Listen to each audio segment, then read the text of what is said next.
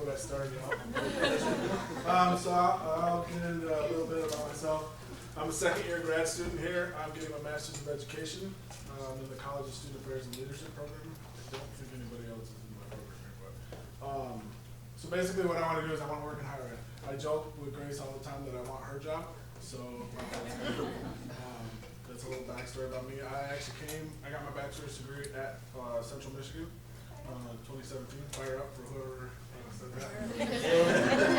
that. But coincidentally, I also got my associate's degree down here at GRCC. So I've had quite a weird traversal journey for my educational career, but I'll get into that a little bit. So I have a quote. A lot of people think this is C.S. Lewis. It's not. I promise you, it's actually this dude. There's a lot of arguments online about who actually said this quote. But it says, you can't go back and make a new start, but you can start right now and make a brand new ending. And this has a big significance in my life. I think I've shared this with some of you, but maybe not all of you. I was actually an addict for 10 years. Started when I was a teenager and didn't get into recovery until I was about 22 years of age. So all of my high school journey, I struggled with addiction. The only time in that 10 years that I was ever clean was the 7.5 weeks that I went to Marine Corps basic training, where I coincidentally got discharged with a medical issue because I got mono and pneumonia at the same time. I don't recommend that, let alone in the desert where you're eating a lot of sand. It's not fun. But when I came home from that, that was about the lowest point that I had ever been in. So I'll get back around to that in a second again. I'll come back a lot. So, but I want to show you a movie snippet, and hopefully some of you will know this one.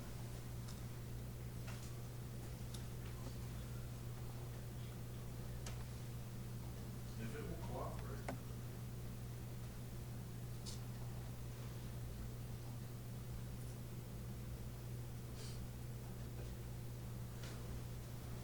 Concerns about this Sunday. But a real man admits his fears. That's what I'm asking you to do here tonight. Who wants to start? Fears, let's talk about it. Fears.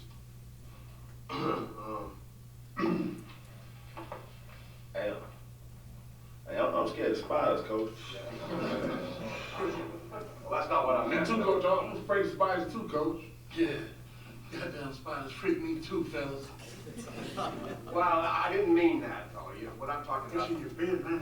One of those spiders crawling up your arm, man. And then he crawling on you, man. Damn. Oh, thanks, Jimbo. You can just rock me to sleep tonight. Okay, that's great, but that's not what I'm talking about. What I'm talking about is what scares us on the field. What you mean, like spiders on the field? Get beyond the spiders, please. Bees? Bees. Tell me about the bees. Anybody here afraid of anything other than insects? Huh? Come on. Quicksand. Oh, shit. Hey, quicksand's a scary mother, man. I mean, first of all, it sucks you right in, and even if you scream, you get all that I muck don't in your think that's mouth. what Shane had in mind, frankly. Huh? That's not what he had in mind. What are you talking about, then, Coach? Well, why don't you ask him? Hey, what's up, Shane? You're playing, and you think everything is going fine, but then one thing goes wrong, and then another, and another, and you try to fight back, but the harder you fight, the deeper you sink, until you can't move, can't breathe, because you're in over your head, like quicksand.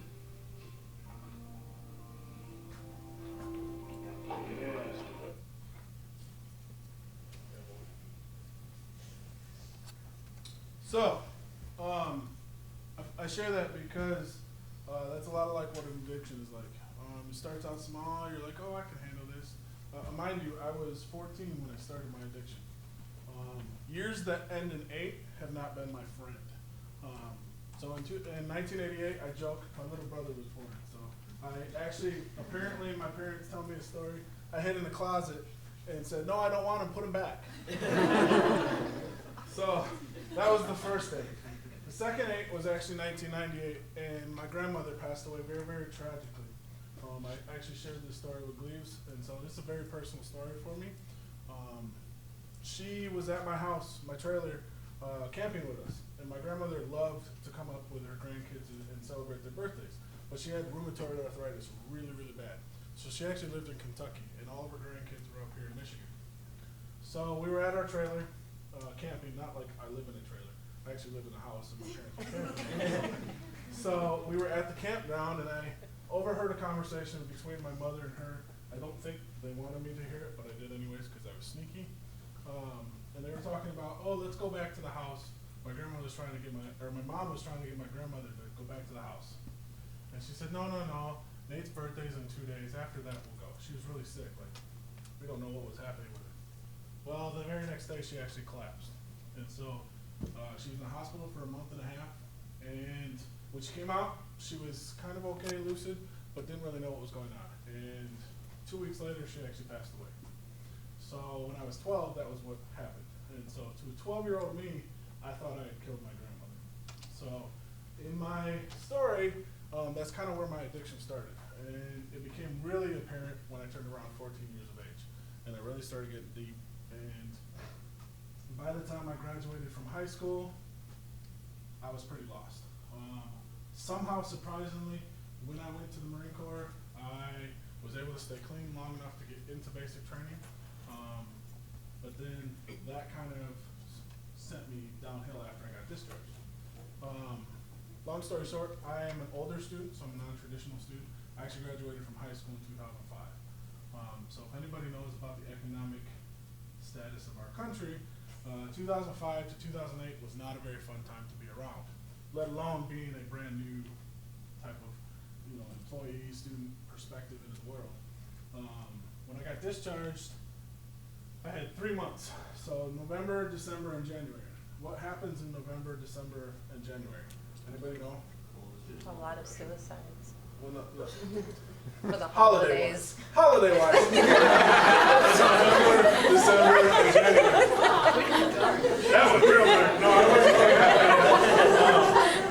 Well, as we all know, coming up next month. That's the nurse in me. Christmas, Thanksgiving, New Year's. So I got discharged 185 pounds. By January 3rd, I was 235 pounds. So, as you can tell, I was pretty spiraling out of control. Fast forward about 2 years, and that was the lowest point in my entire life. When that financial crisis happened, my hours at my job, I was working 50 hours a week, within a week's time got cut to 13 hours. And so I was lost. By October of that year, I made a very, very serious decision, and I actually, with my addiction, got in trouble with the law. So that was really the kick in the pants that I actually needed. Before that, I didn't really know what it meant to be a leader. I didn't really know what it meant to be a person. I was very lost. Rewinding a little bit, when my grandmother passed away, something I forgot to share is, at that time, it felt like she was the only one that really cared about me. I grew up in a household that was not very nice. There was a lot of abuse. Things happened that shouldn't have happened.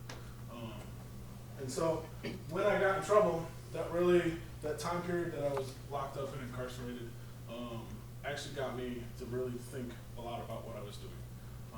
And somehow when I got out, my probation officer, she was talking to me, she's like, you have two choices. You can find a job or you can go to school. And I was like, school? I never even thought about that, because when I was going in high school, I was like, I'm gonna go in the military. I don't need to worry about college. I didn't have a plan. I wasn't a great student. I had like a 2.5 GPA. I was not smart. In fact, my senior year, I took 5 of 6 classes. My last semester, my senior year, were gym classes because I could do it. So I was like, all right, well, I'm going to do this. So I started actually going to GRCC. And while I was there, the first kind of instance and hit of leadership came through an email I got from I guess they were called the academic, like they were a tutoring office on GRCC's campus. they invited me to come in and interview to be a tutor, and I was like, okay, so I thought it was like my psychology professor or somebody else had nominated me to be an instructor, a tutor, excuse me. So I go to the interview and I'm talking to him, and I'm like, yeah, sure, I'd like to do this because it was a paid job, and I was like, all right, it'll be a job that I can have while I'm going to school. I can stay on campus, I can study better, help some other students. They told me it was my math instructor had nominated me. Now, numbers and me never got along. In fact, I dropped out of Algebra 2 in high school with a D- average. I was like, I'm not going to be able to get that up or even make it past an F to graduate past this class, so I'm just going to drop it. Fast forward to that first semester at Grand Rapids Community College, I wanted to challenge myself, so I took the minimum math class that I needed to be able to graduate with my associate's degree, and I said, all right, I'm going to do everything in my power to pass this class. I lucked out with an amazing instructor. I used the tutoring services, and I used the walk-in lab, math lab. And surprisingly, I got an A in that class. And she was the first one that ever said, hey, why don't you go do this? So she was really the first experience of somebody believing in me and seeing that I had potential. So I actually took the job, and I served for a year and a half at GRCC as an academic tutor. One of the things that I decided going into my recovery was I remember watching the movie Pay It Forward. Has anybody ever seen that? Okay, so it's a pretty sad movie, but it's got some pretty serious storylines. And I really felt, because I had spent a 10-year time period just kind of floundering, that I had a lot to pay back. And so one of my mantras has been pay it forward. So everything that I decided to partner with, I wanted to have an opportunity to pay back, give forward, support the next generation, so to speak. So that was one of my leadership lessons that I decided early on, once I found out what leadership was I wanted to pay it forward. So fast forwarding, I stayed at GRCC, I got my associate's degree. I actually graduated in what was at the time the largest class to ever walk at GRCC. So that was kind of a cool experience to partner with. I still really wasn't that great at leadership. I didn't really know anything about it. Like, this was all pre-knowing what it meant to be a leader. In 2013, I transferred to GRCC, or Central, excuse me, because I wanted to get my bachelor's degree. I'd always wanted to be a psychologist. Partly because I wanted to figure out where I had gone wrong with my thinking, because I was like, how did this happen to me? And partly because I wanted to help other people. So I needed to go and get my bachelor's degree. Luckily, I was able to take what they call the leadership safari. It was like a big orientation thing that happens the week before classes start. Literally like 2,000 students, first years and transfer students, come to campus, and there's like 500 employees that are working this event. And you go for the whole week and you do leadership stuff, you do professional development, you learn about the campus, you learn about, like, one of the events that we did was a poverty lunch. We literally were given, some of us were given a 3-course meal, and others of us, myself included, got a paper sack with an apple in it. And that was a really challenging experience. And looking back, I remember I did not act well, but looking back at that, I was like, wow, that really gave me the first experience of what it's like to be in this country and understand that we have a diverse group of people that live with us. Even as a college, like, there are people that are here that struggle with food insecurities, struggle with housing insecurities. And so that pushed me into the honors program, and I started to become an advocate. I worked with the Veteran Affairs program, and in my honors RSO, which is, I think that's what they're called here too, I was the philanthropy officer for the Wounded Warriors Awareness Program. And so going forward, I actually got to be a leadership minor, and I served a lot of time while I was out there. Excuse me, I'm losing my train of thought. But the biggest thing that I used to think about when I was in recovery was that vulnerability was a weakness. I shouldn't share, I shouldn't tell people what I went through. I should just kind of show through my current actions what type of character I have. Not share my past, but just talk about what I'm doing now.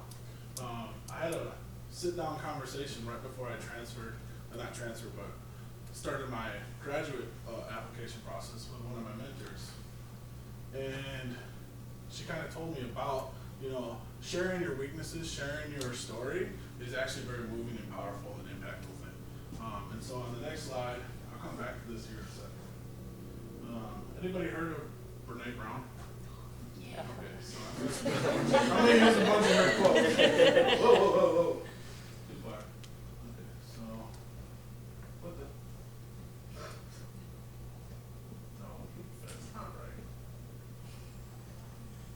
Okay, apparently it's not gonna pop up my other ones. But it says, this is a book she wrote, okay? And it says, daring greatly means the courage to be vulnerable. It means to show up and be seen, to ask what you need, to talk about how you're feeling, to have the hard conversations. Kind of tied it in because we have the book, Fierce Conversations. So, as you heard in like some of the other stories, we've all faced hard questions. We've all faced hard conversations. Some of us have had to deal with rejection. Some of us have had to deal with a completely changing of what we thought was our life plan. Those are all vulnerable moments, right? And by sharing those, we can connect with each other. And so, right as I was graduating, I had this aha moment that vulnerability is not a weakness. It's one of the greatest strengths that we can have. But we tell ourselves it's a weakness because we're afraid. And going back to what they said in the movie, fear, what do you fear? He said quicksand. I'm telling you, when I was in an addiction, it felt like a quicksand. Like I was struggling, had stuff above me, but I realized that was because I never reached out. I never asked for help from myself. People might have been there to offer it, but I was never willing to take it. And so one of the big things that I have as a takeaway is this thing that vulnerability is not a strength.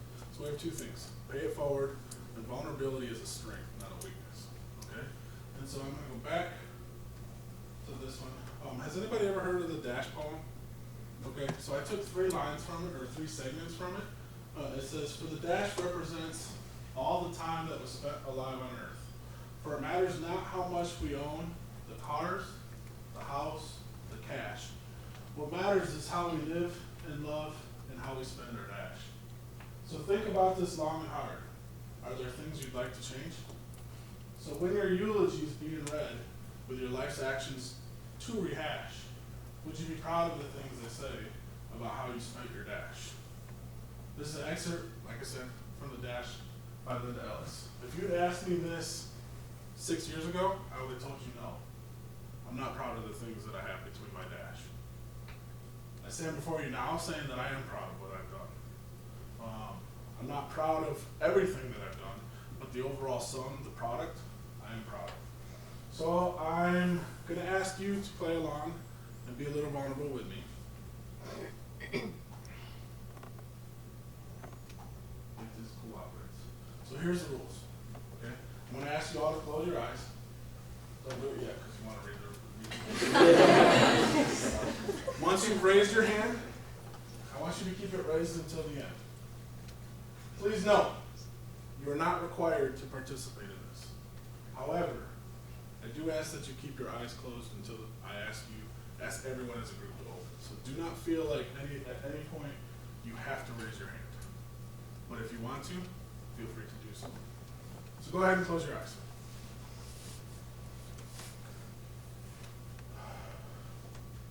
So, do you know of someone having experienced one of the following? Feelings of doubt, anxiety, depression. Do you know of someone having experienced one of the following? Abuse, whether it be physical, verbal, sexual, or emotional. Do you know of or have been experienced one of these? Feeling alone, isolated, like a failure. Do you know of someone or have experienced being hurt by a trusted person, struggling with addictions, or have made mistakes. Keeping your eyes closed, I'd like you to take a moment to consider what I just said. Is there anyone who would still like to raise a hand?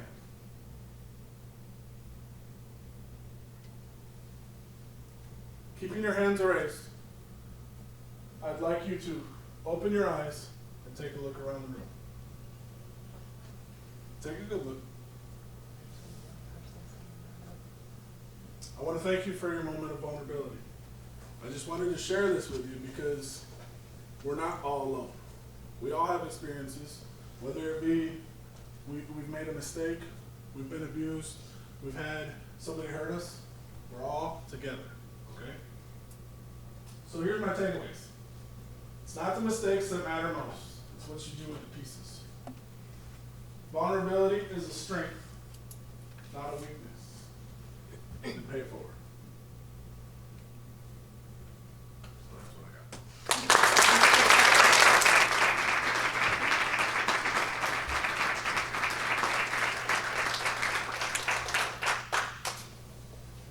Yes, ma'am. Well, first of all, I want to say thank you for sharing, because that was very vulnerable, and that's a difficult thing to do. In regards to paying it forward, what are some of your favorite simple ways to practice that and incorporate it into your daily life? Actually, what I do is I look at my job as something that I can use to pay forward. That's one of the beauties, I didn't really go into it, but that was one of the beauties of switching from psychology to student affairs.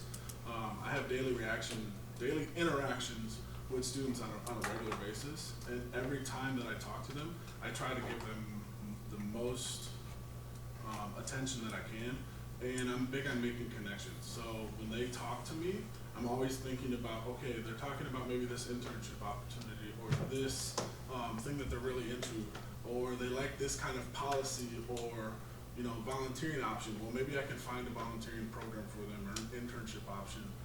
So I try to go above and beyond what maybe a normal advisor might do and give them the best experience that they can have. If you were able to kind of talk to yourself from your lowest point, is there something that you would tell yourself or something you would hope someone else could tell you? I would have said reach out, because that was something that I never did. It kind of got brought on me, but once I realized how important it was to do that and to reach out and to talk to people, my life instantly changed. So, yeah. Why was it hard for you to reach out or to ask for help? The biggest thing was partly the experiences that I had as a child, the feelings of isolation, not being, not having a feeling of community. So a lot of internal thoughts went against me, and as those thoughts continued to grow, that became like the overarching theme in my brain, and once that kind of solidified, there was nothing breaking through that until I decided to have the breakthrough.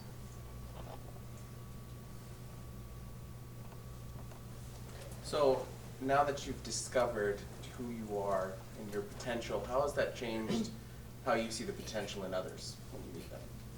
I'm a big second chances person. I think everybody has the opportunity and the ability to change. I think what motivates that is oftentimes the experiences that they're encountering, and their willingness and openness to what people have to say. It took a long time for me to be a more open person and accept things and be willing to try and reach out. It wasn't an automatic thing, so I don't think like change is going to be an overnight type of a thing, but it's definitely a possibility. And if somebody, that's what I'm talking about, like with this number one thing is, it's not what you do, it's not the mistakes that matter, it's what you do in the outcome of those. And so people who are deserving of second chances, you can tell, you know, they have a certain attitude, a certain way they present themselves, and I think that's worth considering, regardless of what the person might have done. When did you discover that vulnerability was a strength and not a weakness? Probably around the last semester, last year of my experience, my bachelor's when I was at Central. So I've been in like 2016, 2017. Oh, sorry, what? I was was gonna say, like, what was there a specific Well, like an experience? aha moment. Yeah. It was that conversation that I had with my mentor, sitting down and like her telling me like how proud she was, and I didn't really have a whole lot of that in my life. So like when I started having people tell me that they thought my journey was interesting and like they were proud of to hear it, that's when I started realizing just how powerful that is as a tool. Yeah, Aaron? Yeah, after having had like that negative encounter with law enforcement, having that in your record, how did you deal with re-entering society and coping with, obviously there's a lot of shame and stigma around having that label on you. How did you deal with that as a new part of your identity and history? How did you present that to people? It's still very much part of my life. It does, I mean, it's still on my record, so I have to at least communicate it, but I try to be very particular about who I talk to about it. This is probably the largest group I've ever openly shared it with. Normally it's one-on-one conversations and like a need-to-know basis type thing. But it's gotten to a point where I've gotten to a point in my life where it's a part of me. There's nothing I can do to change it. I feel like I'm a different person from when it happened, but if somebody's going to, you know, judge or have a certain matter of opinion on it, that's their option. That's their option, and I just have to live with what it is because I know what's inside me. So. Thanks for sharing. You're welcome. You mentioned not having too many role models other than that math professor that you had. Where did you look and how did you learn how to be supportive and be a mentor to students if you didn't have those early role models? So something inside me clicked where asking questions became a very important thing that I would do. So very often I would just reach out via email, you know, office hours. I didn't even know what I was doing. It was supposed to be the right way to do it. It just kind of happened because I was first generation, non-traditional. Like I was an older student to begin with, so I really didn't know what I was doing. So I just was willing to have conversations, like, because I knew based on that first conversation I had with the probation officer that like if I didn't do either one of these two things, I was going to go and be sent back. And so I wanted to make sure that I was on the right journey and that everything I was doing was leading to another like tier, another point that it was meaningful and needed to be accomplished to continue to be successful. So a lot of times it was just having conversations, making connections, having mutual interests was really helpful because then I could share those with the professors that I was connecting with or the staff members that I was connecting with. So that was really helpful. Have you ever felt resentment toward others about the conditions of your upbringing, and if so, how have you worked through that? I used to, but then I realized starting to study psychology actually really opened my eyes to the fact that it wasn't just their fault for the things that happened, because they had their own personal experiences, and I can't hold them accountable for the things that happened to them that then happened to me. So I kind of have let bygones be bygones almost. It's not cool what happened, but it is what it is. I'm not letting it rule me anymore. And I did for a long time. So yeah, no, I don't hold anybody responsible for anything that they've done. So you mentioned like the quicksand, and I'm just wondering, like having been through what you've been through, how would you recommend, like if we were to identify somebody who's in the quicksand, like how would you recommend to help somebody in that situation and to get them to reach out? Because like you said, the most difficult thing was realizing that you could reach out and you should reach out. Mm-hmm. So how do you help people realize that you're there for them and they can use you as a resource? It's very situational, but sometimes in those cases it's a series of tough love, and not by like turning your back on them. I mean like just going and doing things, like not asking them to come along, but like dragging things along, or like because that's the thing that kind of they have holes, they have voids, they have things that they're hiding from, and until those are broken through and realize that there is light at the other side, it's very hard to get through. It won't happen the first time probably. It might not even happen 10 or 20 times, and you might have to give up because part of it is their willingness to want to have something change, and it really also depends on what they're addicted to too, because some of those things can be very powerful, both physiological and psychological. do you have kind of like an aha moment where you decided to let bygones be bygones with the people that kind of wronged you in your past? It wasn't necessarily an aha moment. It was just the matter of studying psychology and realizing just how the brain works and how relationships work, and how we're not just a product of nature or nurture. Like, I really believe we're a product of both. And depending on your predisposition genetically, one of those could influence you in a rather unfortunate way. So it was kind of just, hey, well, this is what it is, and I'm better off not holding them accountable, because all it does is mess with me. It doesn't do anything on them because I'm not talking to them or taking care of anything. So it was more of a reason to let me be less worried about or stressed about something. Last question. Yeah, go ahead. How did you cope with the death of your grandmother and learn to not put blame on yourself for her death? That took almost 10 years for me to figure that out, almost into recovery.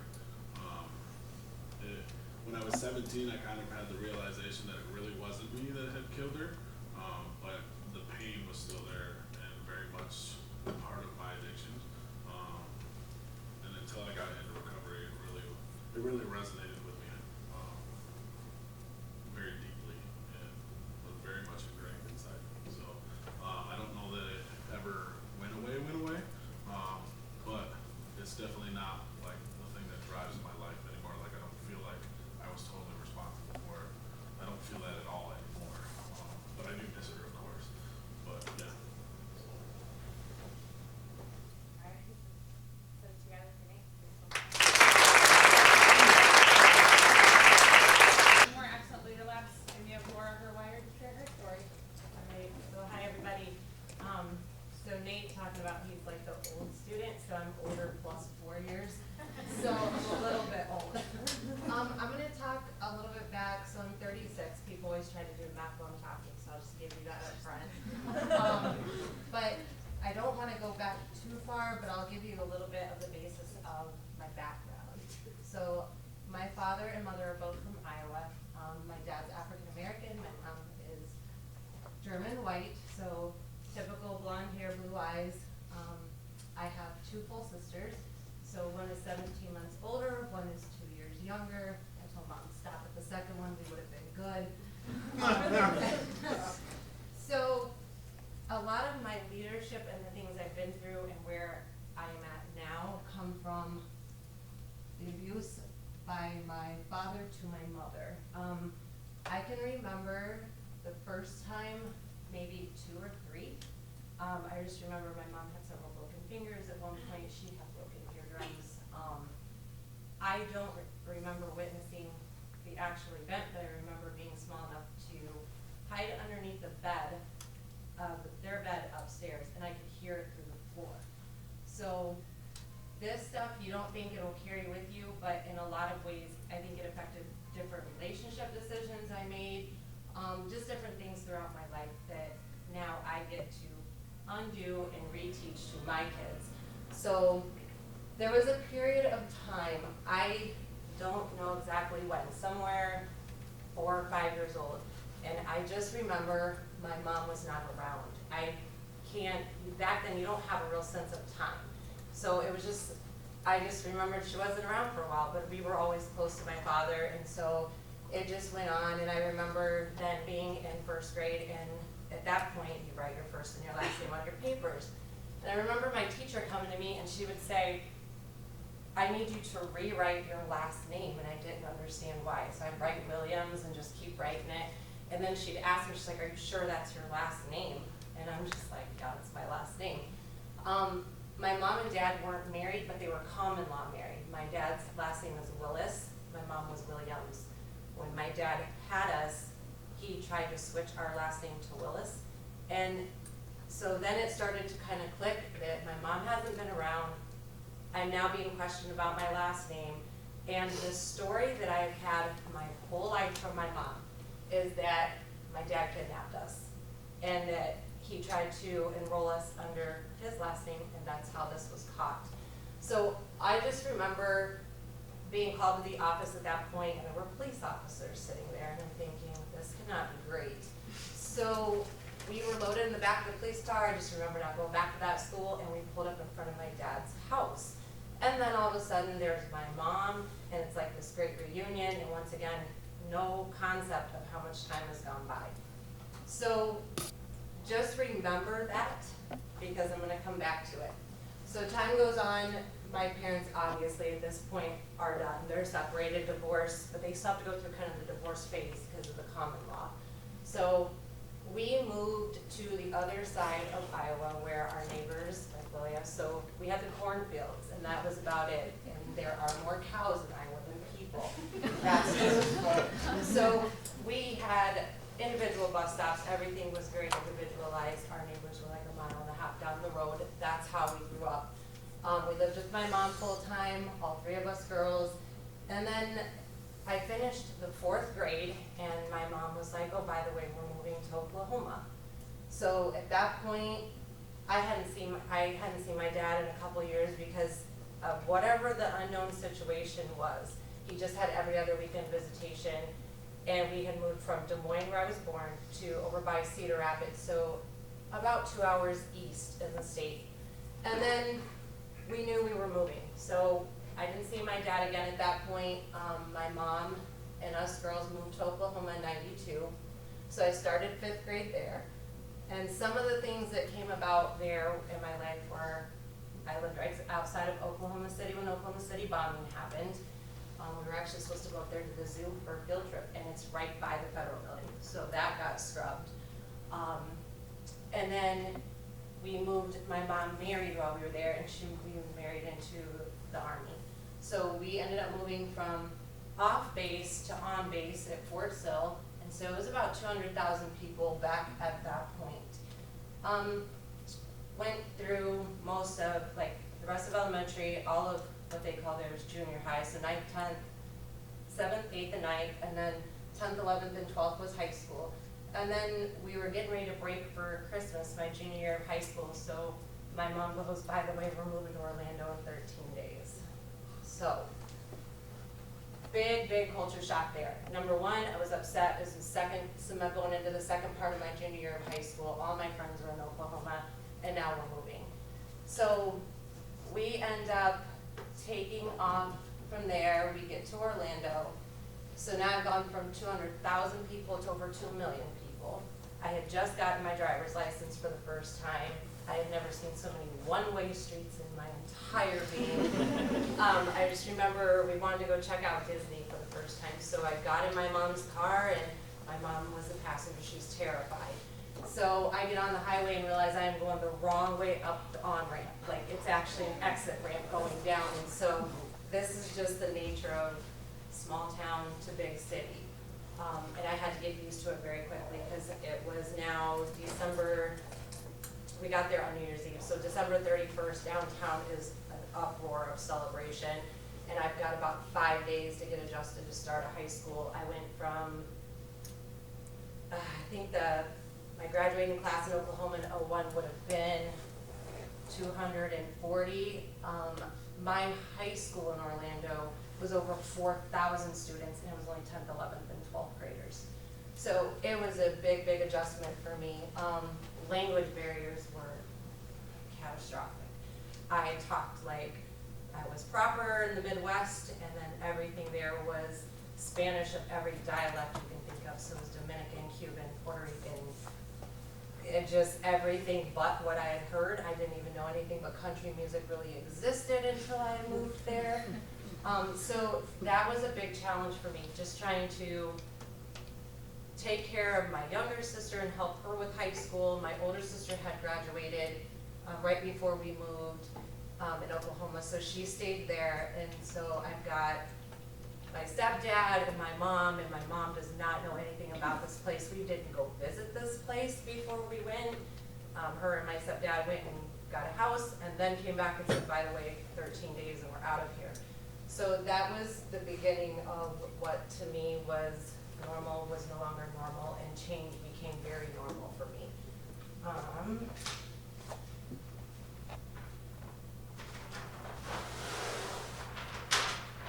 So happened big for me at 16 when I moved to Orlando. The first thing was I got a major modeling contract with JCPenney.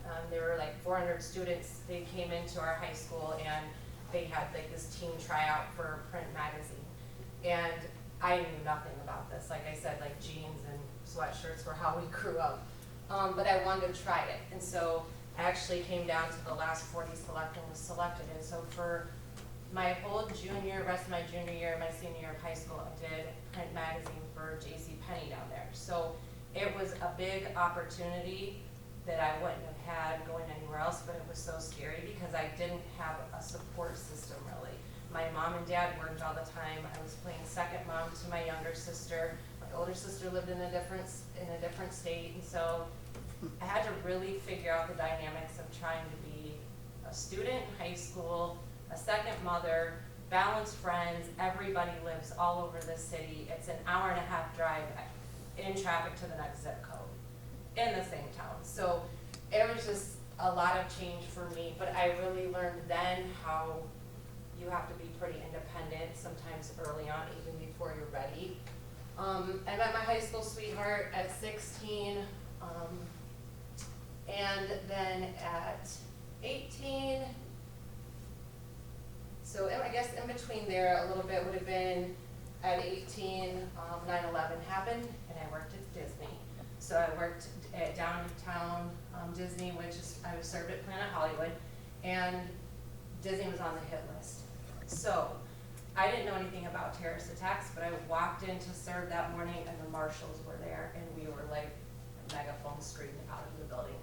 So that was a big shock for me. Didn't know anything about terrorism. I mean, nothing. Just graduated high school. And that was the first big, wow, like there's so much more out there than I knew anything about, that my parents ever talked to me about, that I ever learned in a history book. All my history teachers were coaches, so I learned no history. So this is when I started to kind of take a broader look. I did a lot of reading because it wasn't so big at 18 yet. But also during that time was the first time I came home to my mom's house with my first black eye. And it was from my son's father. So even then, there were absolutely no red flags to me. And I think what it was is, it wasn't so abnormal. Like I remember this happening from my father to my mother. And so for me, it was just like, because my parents had split, and you read all these Cinderella books, I truly wanted the fairy tale. I wanted the high school sweetheart and the family, and his family to be great, and my family to be great, and just be like this ball of happy-go-lucky, and it's so not reality. So that is the first time that abuse happened with me, and I stayed, I stuck around, I tried to make it work. Nothing in between there and the age of 20 happened again, as far as that went. But then at 20, my son's father's dad was diagnosed with liver cancer. And we'd been together for 4 years at that point. He had an older brother, but he was 10 years older. He had 3 girls, he was married, wasn't having any more kids. And so we decided to plan to have one so that his dad could at least meet his firstborn because he was terminal. So in 2003, I got pregnant, and 2003, this is October, I became pregnant with our son, and then in January of 2004, I found out he cheated on me with someone we worked with. So that was the first big girl decision I had to make, and it was to kick him out of my place and choose to be a single mom. So I called his father, I told him all the stuff was on the back porch, come get your kid. And that was it. I never went back. I never second guessed that decision, but it was one of the hardest, uncertain decisions I've ever made. So this was February of 04, July 13, all of 2 weeks late. I wanted to kill them already. He decided to come out. So my 21st birthday, I was pregnant. My birthday, I turned 21 July 5, he came on the 13th.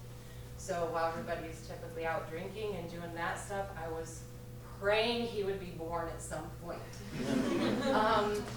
Life was crazy for me at that point. I had to figure out how to be a mom, how to figure out how to, luckily, when I graduated at 17, I got my own place, I had my own car, I had a great paying contract, I worked, so money wasn't an issue, but life was an issue because I was then working 3 jobs and trying to balance work, and then obviously I stopped modeling because momhood, just mommy took over. So I worked 3 jobs and tried to make sure I still had time with him, and then trying to balance your workload, your life load, your just everyday doctor's appointments, how are you gonna do it? And I never felt like my mom was a great role model. So I didn't go to my mom for any advice, and we had no other family in the state. So I truly figured it out as I went. There were moments I look back and I'm like, man, I wish I could change that. Like I would have done it a little different, but he's now 15, he is a sophomore in high school, and he's a phenomenal kid. I do not have a young man that I have to worry about drinking yet. We talk about drugs, we talk about sex, we talk about the hard conversations you never want to have with your mom. I'm that mom. So it's kind of interesting because then he'll have a personal something to ask and say, but you're a nurse, like you should know, Mom. And I'm thinking, now I don't want to talk to you about this, but we make it work. And then I'm gonna fast forward a little bit to what I call the trial and error phase of my life. So 2009, at this point we relocated from Orlando. I had moved to Michigan. I found out I could get into school at MMCC, so Mid-Michigan Community College by CMU, and I started my associate degree as an RN. About, I don't know, 8 months or so after moving here, I met my ex-husband. So we were dating about 1.5 years, engaged. 2011, we had planned this, so we were expecting my daughter. And this whole time, I am going to school full-time. I work at the hospital full-time. I go to school in the day. I'm working at night. I get off at like 1, 2 o'clock in the morning, and then it's mom and prepping Jaden for school and everything. So during all this time, I got next to no sleep, but I never complained. Like, I do it all again the same way. I love being a mom. It's something I knew I was going to be much earlier on than most people. 2012 in February, we got married. September 1st, Jenna was born. And then in between, actually about a month before she was born, I bought my first home. My husband could not be on the loan with me because his credit was not the best. So I bought my own home, everything together. And then November 7th, I had to file for divorce because I came home from a week-long trip away with our newborn daughter and found undergarments in the house that were not mine. So, denial if you want, but it was kind of there. And so I was still like steadfast on holding to your morals and your values and your ethics, and it was over for me. So 9 months after I got married, I then filed for divorce. And that was hard because I waited until I was like 29 to get married because I only wanted to do it one time. And I thought, wait until you're older, because what people say is if you get married before you're 25, you're divorced before you're 30. So I waited and I waited, and then that happened. So that was hard because at this point, it was right before holidays. I've got a baby, I've got a kid that's almost 9, and I just bought my first home, and I'm like, how am I gonna do this? No family here. I have 0 family in the state of Michigan. So I just did it. I don't know. I worked, I've always worked, so that's something I knew how to do, was just be a mom. And I did fine. We got through everything. Divorce sucks. Like, it was a lot harder than it had to be. I offered to kind of walk civilly and showed up to the first hearing to start putting stuff in place, and was blindsided with an attorney. So then I'm like, I need a continuance, and had to hire counsel, and it was just a mess.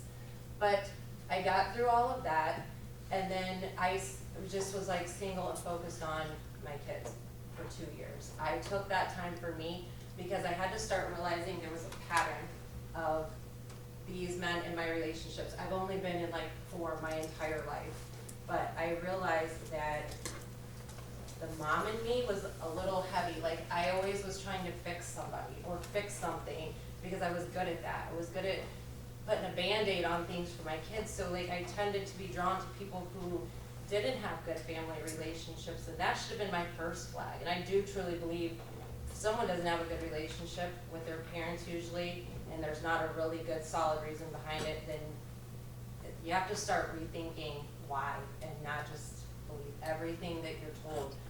But time went by, so a couple years went by. I just discovered what I was willing to accept in a relationship, what I was not willing to accept, and I had hard limits. And it was, if there was something that annoyed me about somebody, I would then say to myself, is this something that I could marry into and accept no matter what about somebody, or is this something that would be a deal breaker?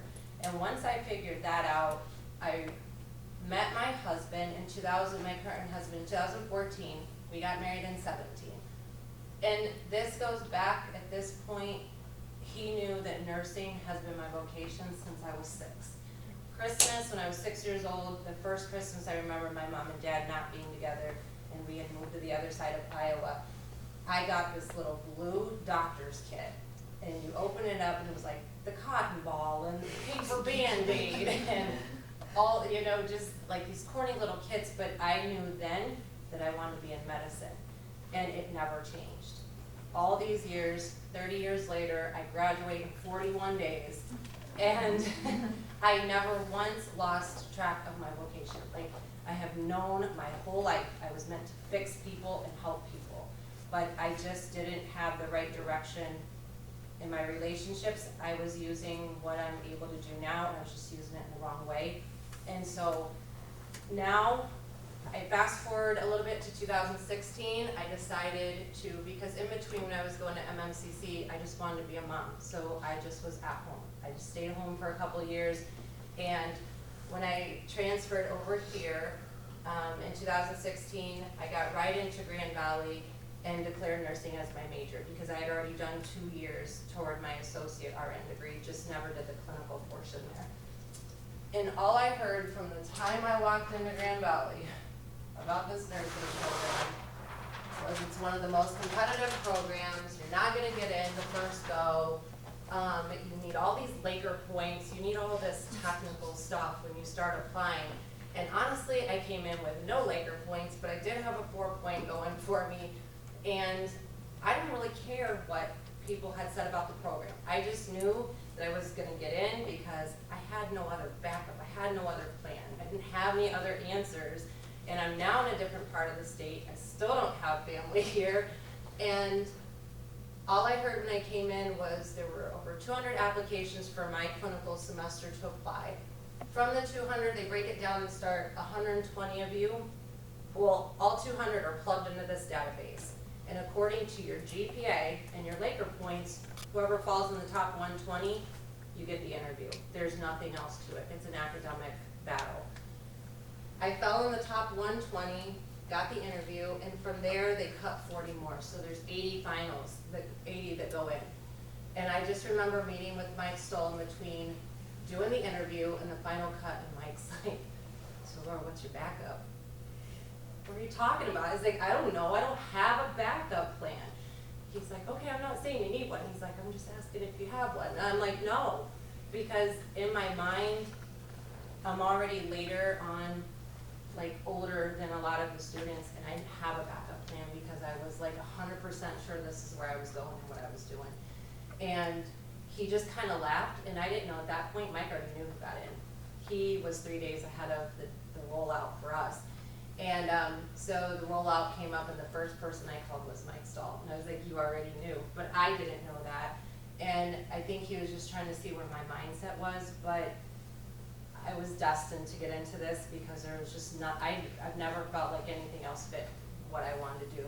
So I get in, and then here it is from, I found out in 2017, I don't remember if it was April or May, but you find out somewhere around then, and then you've got this long blackboard laundry list of stuff you have to do before clinicals. Well, in between that, my husband sold his old home, I sold my home, we bought another home, we got married, and this is all in between May and July. and had clinical prep on the way. So at that point where most people would have shut down and not been able to do it, I didn't really care about the load. Like, I'm used to having a lot on my plate. I'm used to having to just figure it out.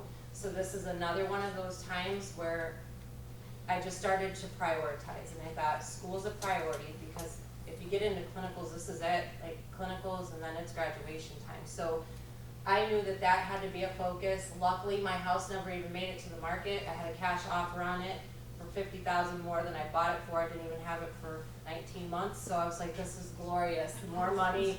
So paying for school, and then my husband sold his, and then we bought one. I live about 45 minutes east of here, headed toward Lansing. And that has been the major part, other than what I'll drop on you here in a second. So up to this point, summer of 17, before I started clinicals, leadership for me is where I've always been, because I've had to have some form of leadership for my kids.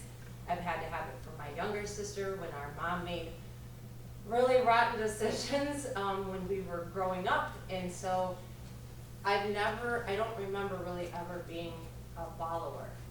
And I thought about that, I think when Nate was speaking, and I thought, man, I don't remember a time where I ever just wanted to be behind the next person. It was always trying to be competitive. I was in sports growing up, and I always wanted to be in the front. I always wanted to be the one to be able to teach it, or I didn't care if I did it and failed at it, but then I wanted to be able to teach the next group how not to do it. And so leadership's always been in my line, but I just didn't know what to do with it.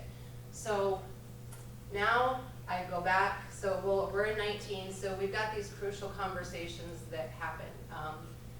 So my mom, back up to about that age 4 or 5 when I said, like I realized like my mom's story was we were kidnapped. Well, 6 months ago I realized this never happened. So I have gone 30 plus years thinking that I was kidnapped by my father, and this never happened. Not kidding, like, didn't happen. And what actually happened was my mom got away from the abuse, and she was gone for 3 days, and my dad, it's really weird and hard to explain, but as much as the abuser, sometimes there's like a love in that somewhere, and it's just hard to explain. But my dad was worried about my mom, but because he didn't know what was going on, he filed for full custody of us, temporary full custody, because he didn't know when my mom was coming back. So I didn't see my dad from the age of 7 to 17. I found him about 2 weeks before my high school graduation, and he flew in with my stepmom. I wanted both parents there to walk. I wasn't going to walk if both my parents weren't there. So he flew in. That's the last time I've seen him because of this. Because I've gone my whole life thinking my dad pulled me from my mom, and as a parent, like I couldn't imagine my kids being taken away. So I've held on to that for 18 years, and I've not seen my father. And I called my dad last week and found out my dad is terminal. So it's hard for me because it's like you look and you're like 18 years, like I'm never gonna get it back. But I'm planning a trip to Minnesota right after graduation, and I have to try to make amends with this, and I don't know where to begin. Because you trust your parents, you trust your mother, you trust your father, you trust that what you're told is exactly what it is. And then you have these hard moments and these crucial conversations where you realize you've lived a life for a really long time. And so for me, it's a matter of how do I even begin to forgive my mom for this, because I haven't talked to her since I found out. So I haven't talked to my mom in a while now, and we were used to talking every day. So that's the first hard part of this. And the second hard part is I don't know how to try to make up for lost time before I lose my dad. So I have a lot of work to do after graduation, but like my first goal is I have to get to Minnesota. Like I owe that to my dad, and I feel bad because there was a point in time when I was 17, I saw him for the first time in 10 years. I questioned this. And my dad was like, that didn't happen, and I just thought like, why is, but my dad also didn't admit to the abuse, and so that's why I didn't believe my father, because I remember the abuse. So I just figured if he's lying about one, he's lying about both. But I'm 100% sure this never happened because my mom's mom told me the whole story 6 months ago. And that she had to do a $30,000 bail to my mom for the attorney. So I know that it didn't happen. So that is hard for me to be, you know, like my kids look at me like I'm this superhero and my husband, and then now I have to take a step back and you're vulnerable and you have to figure out how to apologize. And I don't know how to do that to my dad yet. So it's very hard for me to now have to take a step back and I have to figure out how am I going to try to explain this and my reasoning and all this, and it comes down and you don't have a lot of time left. And so I hope that when we talk and we're able to sit there that it's like I don't have to do a lot of explaining. I just hope that my dad is open to just try to make this right before we don't have that time to make it right. But it's also something that I say these are why these conversations have to happen, and that you don't happen 18 years later. Because sometimes what you've gone your whole life thinking is not what it is. And like I can't imagine 6 months from now because I know my dad won't be here. So I'm not racing a clock right now to have a conversation with him that I don't know how I'm gonna have. And when we sat in our wheelhouse, I think it was our wheelhouse, and we were talking about these things, and I asked about crucial conversations with my younger sister. Since then, my younger sister has been arrested. She went to jail. And that's hard because I have spent the last 2 years trying to help her rebuild her life, and that has hit me all at one time. And it's like, these conversations have to happen. Whether you're a leader, you're a follower, you have to have these at some point. And if you have doubt, if you have question, if you wonder, I always tell people at this point in time, I can speak from experience, I'm just like, you have to have them. In order to lead, you have to be able to know that what you're saying and how you're guiding people is just what it is. Because my younger sister just found out this story about us not being kidnapped, and so it's just like a lot of things, and she had substance abuse problems before, and she found us out in taint, and I just had to bail her out of jail. So it's just like my plate is full, but it's like the thing for me about leadership is don't ever, it doesn't matter what it is, don't compromise your ethics, your values, your morals.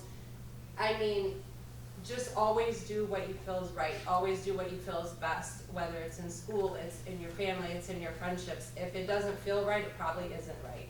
If you have questions, figure it out before you start judging. Figure it out before you make lifelong decisions of 18 years and you don't know what you're going to do to get this back together. I have gone through a lot of things. Like I went to Ghana this year. I experienced racism for the first time from our own cohort, like my cohort. From, I won't say who, because if I say this, it'll be very, you could ask one person, they would know. But somebody that was right alongside me in Ghana, like several racial innuendos made. That was a big eye-opener. In the nursing program, my own cohort, first time I experienced that in 36 years. If you can grow up in Iowa in a town of all white people and you've never experienced racism, I should not have experienced it ever in a valley. But I did. And so these are all lifelong lessons I'm still learning.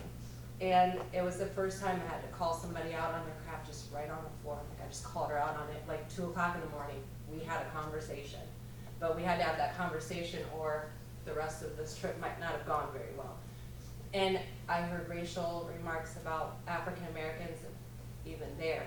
And it's just, people are so judgmental and people don't really understand the complexity of their comments and what they say. And so I just, for all of you, I always say being a leader is really doing the right thing all the time. It's not just when we're here, it's not just when you're in front of your faculty, but truly doing this all the time. Your character is so important. If you say you're gonna do it, you do it. If you need to do it a certain way, don't cut the corners. Like truly do it and follow through with it. Do everything you can to make the most of your experience here, the most of your experience, whether you're moms, I don't know if you have little ones, but like people look up to you in a different way, and I am looked upon by my children, my husband, my cohort by people in here, and it's overwhelming for me at times, because a lot like Amanda, I'll take on 50,000 things knowing I have room for 5. And I just want everybody to realize that we can only do so much.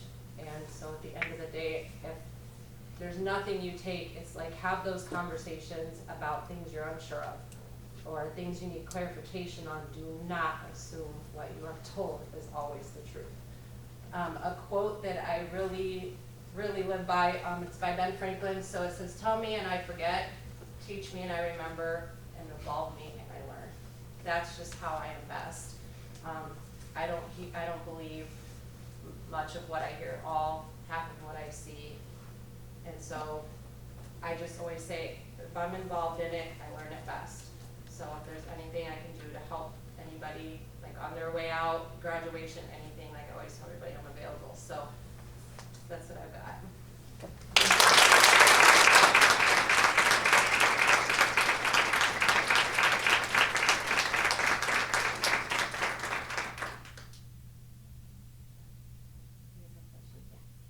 So going through a lot of things when you were young and then moving into your adult life, and you had to grow up pretty quickly, as you can see. So, like, I had to grow up pretty quickly too, just based on home life things. And how did you navigate, like, being social and, like, building core friendships when it was, like, hard to explain, like, what you were going through, as well as, like, trying to relate to people that didn't have those things that they were going through as well?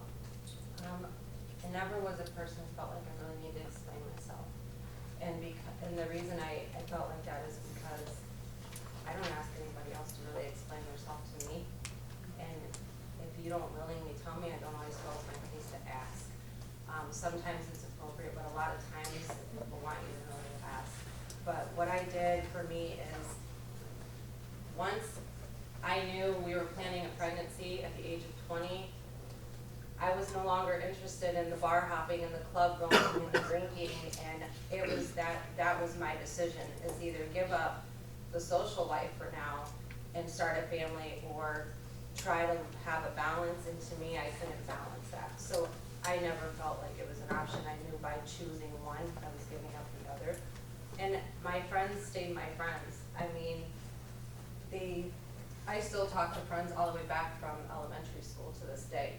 And so my friends, like my true friends that we've always been close, are still my friends. And some of them are just now having babies, and I get to laugh at them. Mine are 7 and 15, and I know I'm done. So I have a little bit of freedom there, and they're just like, what do I do? I'm not sleeping. And I just laugh it off. Like, but I didn't have to choose, because if they're your friend, they're going to be your friend no matter what choices you make. And if they are not your friend because of the choices you make, then they weren't your friend to begin with. And so I tell people, choose people like leaves. It's either they're in your life for a reason, a season, or a lifetime. Be smart enough to know where people fall in your life. Everybody's not supposed to be around forever.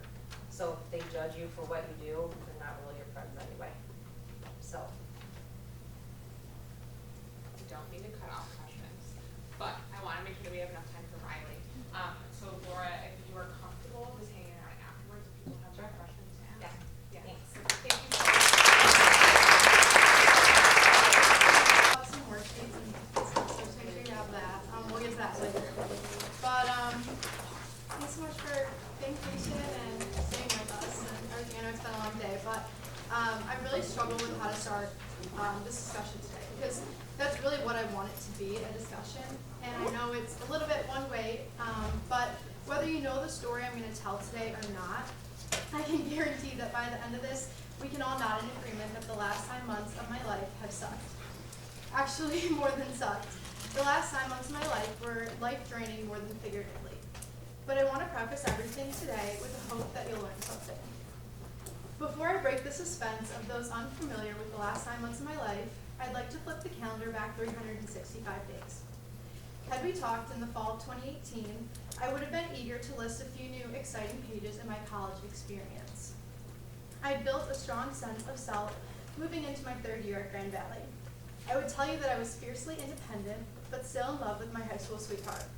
I tried my hardest to be a good friend, sister, and daughter, even if I was busy. I urged all my friends to take the Enneagram And I loved to pour over how I was a 3 and what they were doing was such a 7 or a 9 or 2. I would have told you in the fall of 2018 that I was recently elected to serve as my chapter's president, Sigma Kappa, and yes, that too meant agreeing to live in a house with 29 other women as a senior. I would probably mention how I was a disc assessment I who was working to avoid steamrolling conversations, and maybe we would talk about how passionate I was about my major, finance, and that the classes were going great. I really prided myself in a strong work ethic, time management, and good grades. And I too sat where you sat 365 days ago thinking, I have nothing to share. But careful what you wish for. Not all of this might make sense or sound relevant, but I do know that the way we identify ourselves in college and beyond is often viewed as the core of our character or even self-worth. Being a college student means that failure is not an option, and usually any and all resources are utilized to avoid failure. The college model promotes success: 4 years, a diploma, a job. And within that is each past test, class, and so on. And so I ask you, what is within your identity? Had we had coffee in the fall of 2018 or even today, what would you tell me about yourself? I'd actually like to explore this, so if you guys could take a minute to jot down at least 5 things about your worksheet, feel free to share with your table, and we'll come back to it in just a second.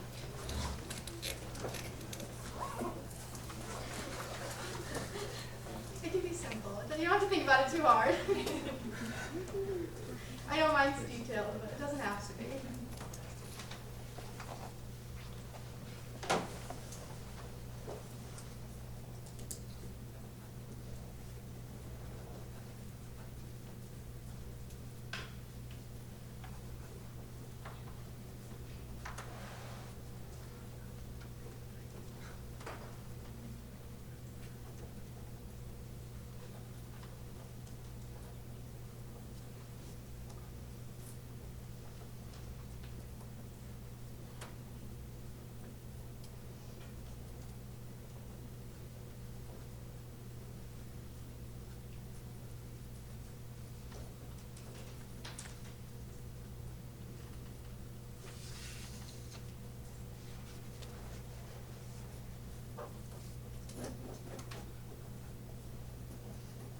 People are still writing.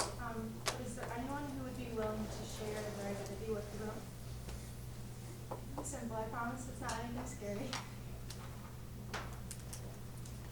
You want to share your identity? Okay, so first one was kids and family, and then nursing, strong faith, selfless, and giving. Okay. So unfortunately, you're not a nursing major anymore, and maybe you're not a mom, or you're not a good one the way you want to be. I swear you are, but not today. You're not good at school, and you're not good at time management, which I know that you said that was important to you. So maybe you see where I'm going with this. You see, in January of 2019, I was diagnosed with stage 3 cancer. I would no longer be fiercely independent. There were hours and days and weeks that my patient and kind family, friends, and boyfriend would watch me crumble into somebody that none of us recognize. On paper, I was still the achiever, the ultimate Enneagram 3, but instead of an achiever, I felt like the biggest failure in all aspects of my life. I was still serving as my sorority's president, but I never even had the chance to be the leader who resembled the strong and bold woman my chapter elected. I wasn't given the chance to be good at it. I no longer steamrolled conversations like the extroverted I had been before, because I felt like I was at a loss for words on most days. And my major, my grades, well, after 5 weeks of missed classes, those two seemed beyond a piece of my identity. By March of 2019, after countless appointments, 2 surgeries, we had a confirmed diagnosis of advanced stage 3 melanoma that had metastasized in my lymphatic system. And for those of you asking, who, what, and where is the lymphatic system? You're not alone. At 21 years old, I could not have pointed out anywhere in my body that included lymph nodes. Yet less than 60 days after learning the pure definition of them, I would have 26 removed over the course of 2 surgeries. I was told that pending scans, genetic testing, and healing, I was set for a year of immunotherapy treatment to attack a genetic mutation my cancer was lucky enough to boast, called the BRAF mutation. If you Google it, most online sources call it the smoking gun of melanoma. Comforting. As you can imagine, I felt completely stripped of my identity. Beyond the denial and grief I felt, I was confused. At a time in my life where I felt the most alive, the closest to the next step of success, doctors told me that I was dying. And yes, I agree, dying is a strong term. I don't use it lightly. But the difference here, and the difference with most cancers, is that you don't feel ill upon diagnosis. I will tell you, however, that I felt incredibly ill after surgery. When they told me after surgery number 2 that doctors felt that they were successful, I matched their enthusiasm with anger. What does success mean to them if I have another year of treatment? My family and I had a running joke that my diagnosis was inconvenient for me. I hadn't placed treatment in my Google Calendar, so I probably just wouldn't have time. But inconvenience still really does sum up a lot of how I felt. My life had been driven by the term busy. I thought I was excellent at time management, but when I called to reschedule my first CT scan to attend a concert, that didn't go well. I hadn't understood the severity of it all, and I was quickly corrected by doctors. I think the phrase used was, "This isn't a nail appointment." Ouch. I completely relinquished my schedule to the doctors and nurses who had a much more important job. We spent days talking about how I was a patient now, and how being a patient was my #1 priority. Being a patient now came before being a student, it came before being a leader, and it came before being a friend to myself or others. I missed weeks of school. Countless classes, assignments, and responsibilities piled up while I prioritized being a patient, something I didn't want to be. At the time, pouring myself into something that wasn't a resume builder in some way was extremely foreign. It was exhausting to rewire myself. I was asked to quit school. I was asked if stepping down from all leadership roles would relinquish stress, or maybe I should leave my job. Looking back, maybe doing those things would have reduced my stress, except we all know that they weren't the root of the cause. Giving up those aspects of my identity felt like throwing away years of work that it took prior to get to those places. It felt like slowly handing pieces of myself away and receiving nothing in return. The truth is that I welcome the normalcy of studying for an exam or rushing to a meeting when I had the opportunity. So I did it. I spent 83 hours in the library in the weeks leading up to final exams. Not a single assignment was removed from my syllabus, but instead the due dates pushed back to the infamous before the final exam. I poured myself into school because it was genuinely less painful than sitting at home and reflecting on the world around me. But before I knew it, summer came along. It was over. Again, I was told that continuing with my daily life was okay if I balanced it all correctly. To my own definition, balance had previously been, what can I fit in the hours between 8 a.m. and 10 p.m.? My parents had already begun the conversation with me that stepping away from school was the best idea while I learned what treatment really was like. Yet ever so stubborn, I decided to take an internship with a company I had applied to months earlier and decided to move in with friends downtown Ann Arbor to be close to work and doctors. I knew that learning to be independent during treatment would allow me to return to school in the fall. My family held their breath, but I went. Within a month of beginning immunotherapy, I felt my body whip through a roller coaster of symptoms. My muscles ached, my feet and ankles swelled to the size of my head, and nausea wrecked me whenever it pleased. While immunotherapy's kindest feature was the gift of keeping my hair, it was a tough road. I felt the most sick, even on days they promised we were making good progress. I could probably spend the next 10 minutes of our time together summarizing side effects, or days spent at the doctor's, or just general bad days, but I won't. Because the truth is, that's not the part of the story that will bring you all, as leaders, the benefit. I quickly realized that time management was no longer the demon that I needed to fight. Instead, I came to a crossroads with something that I had never lacked before: energy. While enduring treatment, we chose to do what I can best describe as traveling treatment. I took the pills home. This meant more freedom, allegedly less time in the hospital, and hopefully the highest level of normalcy one can have while the cells in their body are fighting against each other. While I'm for no reason the person who can give you the scientific background of my treatment, I can give you the results of the human experiment I completed on myself. Forgive me if the exact results aren't replicable, but I promise you can use some of them on yourself. So my daily routine was botched, thrown out the window, and I had to adapt. So I want to share with you some of the best tools that were given to me during treatment. And one of those tools is called the spoon theory. So before I share the spoon theory, I need a bit more help, so sorry on your end. But I want you to fill out your normal routine for me on the back of the page that I gave you. You don't have to think too hard about it. It can be 10 steps, 15, 5, but try and make it in order. And while you guys list some of your own routine, I can share mine from this summer. Again, don't think about it too hard. I promise I'm not, your teacher.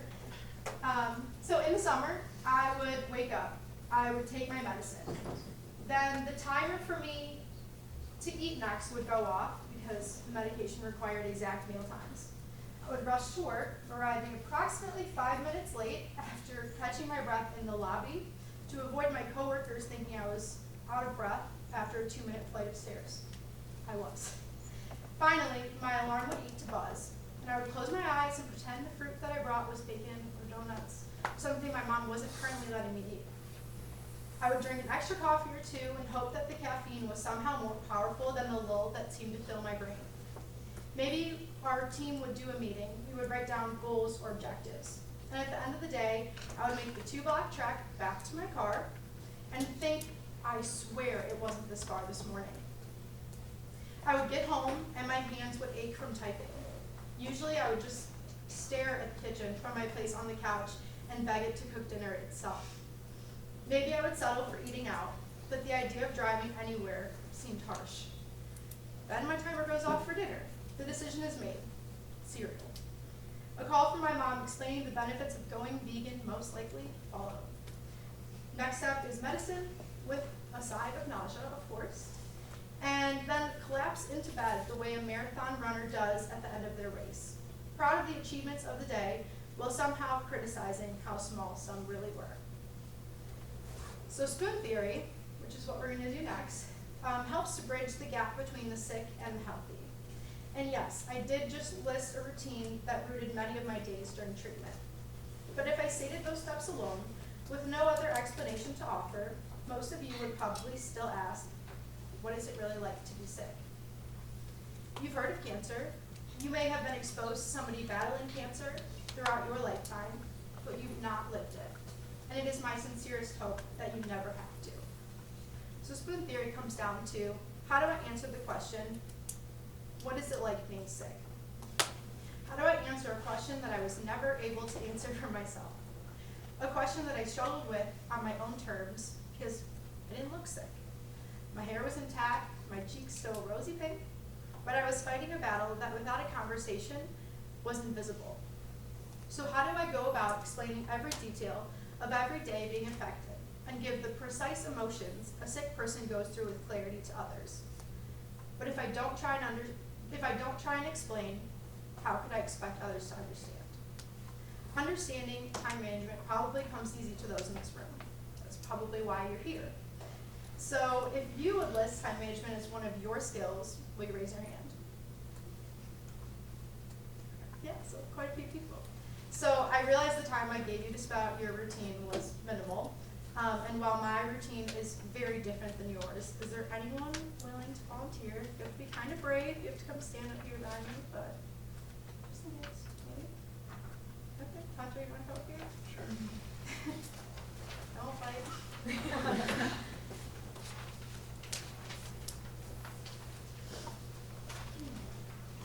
Hello. Thank you for volunteering. All right. So you're not sick. Congratulations. I'm proud for you. No, all of them. Yeah, all of them. You stand right here. All right. So go ahead and count for the crowd how many spoons you have.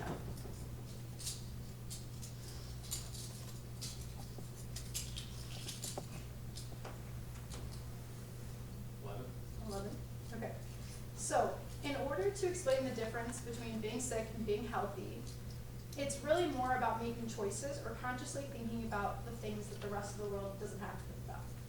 So, that being said, do you want any more spoons? You think you're good? Maybe. Okay. Well, the answer is no anyway, so. So, when you're healthy, you have a never-ending supply of spoons, right? You can go to the store, pick one up. You don't even need to go to the store. But you now need to plan out your day. So you need to know exactly how many spoons you're starting with, which is 11, right? Yeah. So you have 12 things on your list. Yep, just a reminder. So be always conscious of how many spoons you have throughout the activity, and don't drop them because they're a constant reminder that you have in things. Okay. Don't have them on the floor, that would be disrespectful. Okay, so do you mind walking me through your daily routine? Do you remember? Do you read it? I'll look at it. Okay. So, I'd say wake up around 7, probably snooze my alarm 4 or 5 times, and then go to the rec center. Hold on. First of all, you skipped showering. I mean, you don't have to shower, that's fine. Oh, like shower after. But getting dressed, packing a bag, driving to the rec center. So, that's at least 2 spoons. Okay, so now we're at, so now you're showering. No. Okay, so now you're showering after you go to the rec center, right? Okay. So then what are you gonna do next? Get dressed. Well, you have to follow up. Okay. Okay, so then make breakfast for me and my cat, which is all the hair all over me right now. But listen to my morning playlist, which has 9 to 5 by Dolly Parton. And go to class or work. Well, you missed a couple things, just I had to correct you. So making breakfast, that includes one, probably going to the grocery store at some point, you know, physically making the food, cleaning the dishes, listening to your morning playlist, you know, depends, you have to be awake, right? You can't be napping. And then going to class or work, that also makes packing a bag, getting dressed, physically driving there, and then probably walking to class. Right. Unless you have a scooter, right? No. Yeah, so that's the worst experience. Thanks. Right. So now what time about day is it, by the way? Probably about 10. 10, right, so it's 10 a.m., you're down 4 spoons, so keep that in mind. So what comes next? Just being in class, sitting through class. Mhm. In between classes or at work, walking the Kirkhoff, lunch with a friend. Then studying after work or classes in the library. Maybe forgotten? Probably the nausea wrecking you that makes you not want to go to lunch with that friend. Probably the argument that ensues that you're canceling on them, and why would you do that? We haven't seen you in 3 weeks. Probably the fact that you're not going to class that day because you don't feel well, so now you're headed home, walking all the way back with your feet sore. So that's another teaspoon. Thank you. Okay, so now you are ready to do homework? What time of day do you think this is about? Probably about 6. Okay. Alright, so what are you gonna do next? Probably go home and make dinner. Okay. Alright, well, like I said, you're not feeling well today. That nausea's really wrecking you. You realize you have no groceries. So now you're actually headed to Meijer, probably crying in an aisle, just for good measure, you know? Grabbing the groceries, coming home, realizing you're probably too exhausted to actually make dinner. So, like I said before, you're probably eating cereal. And because you haven't eaten really anything all day, that costs you 4 spoons. Okay, so now you would like to do a couple of things, maybe hang out with your roommates. What time is it about? Probably about like 7, maybe 8 o'clock. Yeah, alright, so it's 7 at night. Now you could hang out with your roommates, you could go to the library, do some homework, maybe watch Netflix, but all those things are gonna cost you spoons. You can actually only choose one thing, and if I had to guess, you're not gonna skip going to bed, so you probably want to do that.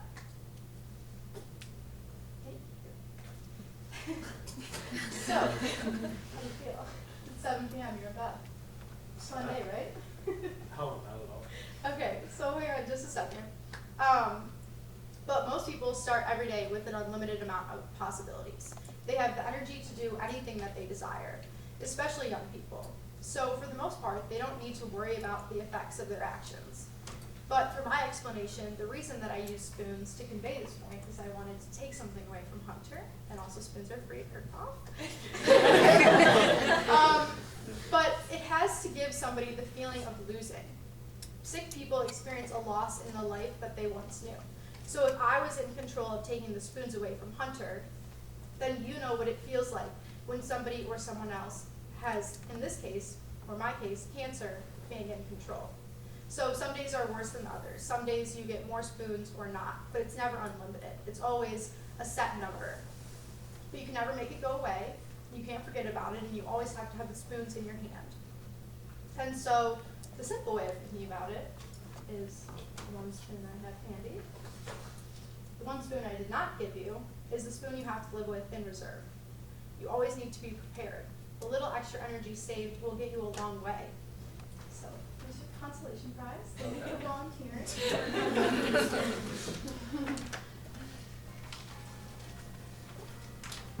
So basically, spoon theory summarizes the hardest thing that I've ever had to do, which is slow down.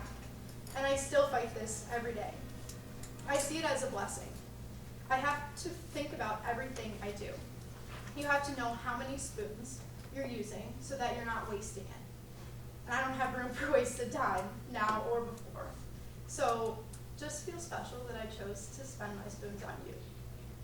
I've used spoon theory to explain my life to many people. It was shown to me by a counselor, and we adopted it as a code word. My mom would call me and ask me how many spoons I had, and I would whisper at the office and be like, -10.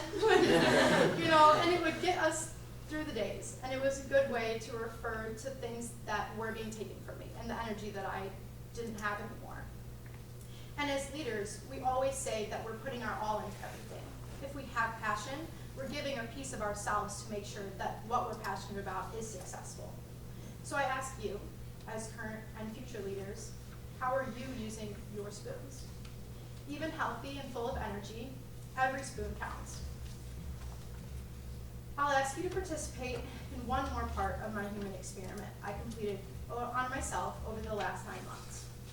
I spent a lot of time understanding and fixating on the topic of energy management. I listened to podcasts, I read books written by people who went through much worse than I did. Yet the spoon theory is what has carried with me the most. I actually took it so far as to record my routine every day in the notes on my phone.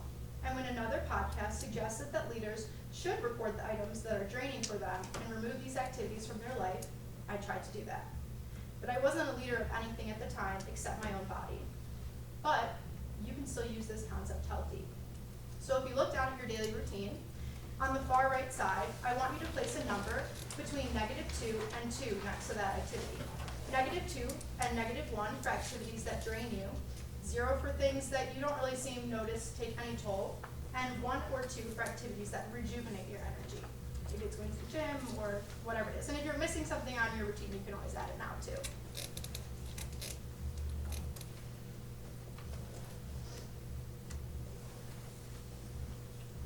Now, I know most of you are still writing, but if you were to go ahead and add up those numbers, are you left with positive or negative at the end of your day? Now, you may have picked really simple items like showering or like going to the gym like Hunter did. And so you'll look at me and say, Riley, I can't remove showering from my daily routine just because it's tiring. And that's okay, and I agree with you, we should shower. But class, for example, class is tiring too. I can't remove it from my schedule whether or not I'm sick. But the point instead is to be conscious of adding activities into our schedule that do fill us back up. Maybe it is yoga, maybe it is making dinner with your roommates. But as leaders, we're givers. We give our time, we give our energy, and we give our knowledge to the aspects of our lives that, like I said, fill us with passion. So what are you doing every day that builds you back up? What will help you end your day with a positive number instead of a negative that leaves you constantly running to catch up the next day and the next? You'll never be perfect at this, and neither will I. Our lives change and rebalance all the time. But the consciousness behind energy management that will save you will save you from burning the candle at both ends. I stopped treatment on September 27th, 2019. It's been less than 30 days, but the medication has left my bloodstream. I now feel the energy that fueled me before treatment returning, some days spiking to the point where I really do joke about running marathons, and others just enough to get me through. Energy management is still a huge portion of my life every day, even without the medication that made it so vital to me. I may not practice yoga every day like my occupational therapist recommends, or eat vegan like my mom wishes, but I have found those positive things that rejuvenate me, and I hope you find yours too. I have a few more things to say in conclusion, but I wanted to ask if anyone had any questions before we end our discussion. Yeah. Where are you at in your treatment or your diagnosis? Yeah, so as of August, my scans are cleared, which is a really good sign. Yeah. Unfortunately, the reason we stopped treatment is because I was going into a very minimal level of liver failure, but I started having severe autoimmune responses. And at that point, my oncologist and her team decided that the negatives were starting to outweigh the positives. And because we can never scientifically prove whether the 6 months of treatment worked, I'll always test positive for the gene, but because my scans are clear, we can kind of take a pause and wait 5 more months and go back for scans. So it's kind of just a deep breath and a long wait. Any other questions? I threw a lot of information at you. Yeah. So when you moved to Ann Arbor, how did like your roommates take? Because I mean, they were clearly had to have been impacted. Yeah. Like how was that dynamic? How did that dynamic happen while you were there? So my roommates were guys, which was one of the best decisions because guys always questions. So it was actually a really fun experience. I mean, they had jobs as well, and so it was really more kind of finding a good schedule for all of us. I mean, they would stay up until like 2 a.m. playing Fortnite, which is like every college guy. But you know, I would be in bed by 7 p.m. ready to go to work. So I think it was more just like them learning over time kind of my habits and helping me or driving me to the doctors when they could. Any other questions? Oh, yeah. How did your mom deal with the situation? Like, how did it? Yeah. My mom could have a TED talk on her own. I think it's so hard because for me, like, I was really helpless, but it was my body. So I still had control over, you know, when I slept, when I ate, did those things that I could, that I had control over. My mom was, you know, twice removed, so it's not her body. She has no control. So, you know, I make a joke about going vegan. Like, she did try and research everything she could. And I think one of the best decisions for me was how naive I was about the process. You know, I did some Googling, but as we all know, that's a dangerous path. So I really stayed away from the research aspect of it, and that really went all on my mom. My mom is a complete expert about it, and we have no family history of cancer, no genetic link. So this was kind of an at-random thing, which is, you know, difficult because I'm a rule follower and I feel like I followed all the right rules and, you know, still ended up with the bad card. So yeah. What's something that you felt like you needed from people while you were going through that you didn't necessarily always get, if that makes sense? Normalcy. I think for me, there was so many of my friends who would just, you know, stop inviting me to things or wouldn't understand or would kind of like, we would get in like these nitpick fights of like, you know, you're not opening up or you're not, you know, we haven't seen you in 3 weeks. And I think for me, the hardest thing was just that I wanted normal. I didn't want to hang out for hours on end and philosophically discuss my future with my friends. And so I think that was, for me, really what helped. And that's what I sought out with my summer internship. I actually did not tell the company until the end of the summer. So that is like where I got all my gossip about dogs and boys and like very normal conversations during the day. So. Wow. That's what I was gonna ask. Okay.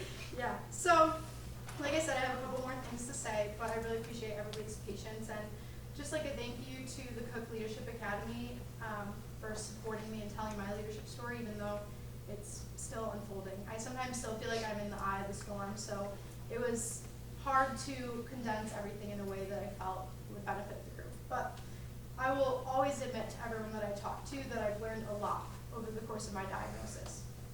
Beyond energy management, beyond spoon theory, I've learned the language of medicine, medical needs. I know for sure which nurses are better at finding my vein, and I know for my own sanity to always bring a blanket to the hospital. I've learned more about my own identity, strength, and relentless perseverance than I can summarize. I've grown leaps and bounds in knowledge and experience in what it means to be a follower of Christ when the phrase, God is good, is not a conversation starter. And the phrase, everything happens for a reason, I've definitely heard it from more people who are trying to offer support. And while I will tell you that I know God has a greater plan for all of us, I still can't wrap my head around this phase. Because if I could truly push the clock back 365 days, I would. I still love the girl I was a year ago. Fierce, but also fiercely naive. And I still see pieces of that girl's identity with me today. So no, I will not accept the lie that it was meant to be this way. But yes, I have gained wisdom and strength through this journey. And yet, my world would still be a better place if sickness did not exist. The consciousness of energy management for those who are healthy relates back to a stronger sense of understanding, which I hope will fuel you all to better support the people you cross paths with that are sick.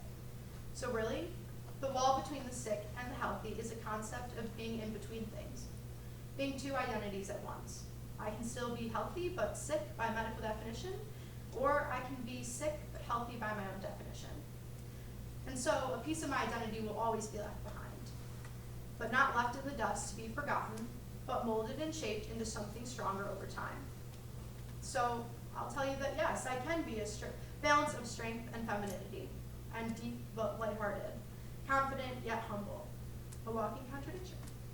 Because authenticity is not something we have or don't have. It's a practice, a conscious choice of how we live.